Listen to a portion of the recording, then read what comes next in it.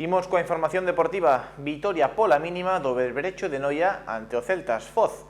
Os amarelos impuxéronse por 66-65 nun encontro no que Ángel Castro só puido contar con 8 xogadores. A primeira división masculina de baloncesto encara o seu final e o Berberecho de Noia achégase a permanencia na categoría. Esta fin de semana os noieses enfrontáronse ao Celtas Foz, segundo clasificado do grupo e que puxo as cousas moi complicadas aos amarelos, pero finalmente, e tras minutos de sufrimento, o triunfo quedou no Alonso Rodríguez.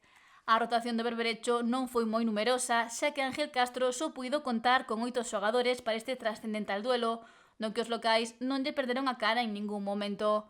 O inicio do choque estivo igualado, polo que no ecuador do primeiro cuarto o marcador reflectía o 10-10. Os dos adestradores moveron o banco para buscar alternativas e as canastras do Foz eran rapidamente respondidas polos amarelos, que remataron cunha desvantaxe mínima no primeiro período, 17-18, que se vía no luminoso. O intercambio de canastras foi unha constante nos primeiros compases do segundo acto, no que os noieses deronlle a volta ao marcador e foron collendo vantaxe. A falta de 3 minutos para finalizar o cuarto e enfilar vestiarios, o Noia mandaba por 29-20, o que obrigou o adestrador visitante a parar o xogo. Os lucenses non atoparon solucións e o Berberecho ampliou o seu colchón ata o 33-22. O descanso non mudou moito as cousas e os locais chegaron a poñerse a 12 de diferenza, pero pouco a pouco o Foz comezou a curtar distancias.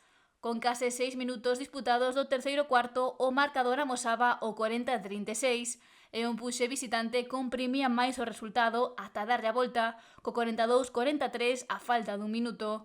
Os amarelos reaccionaron e puxeron o 44-43 co que se deu comezo o último e definitivo cuarto.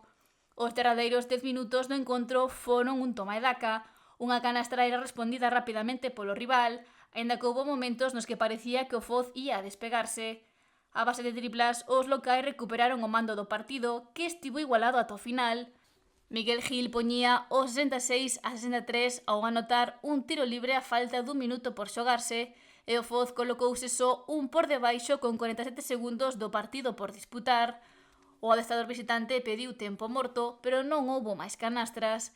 66-65 final, triunfo importante e traballado do Berberecho de Noia, que se coloca cuarto a falta dun encontro por disputarse.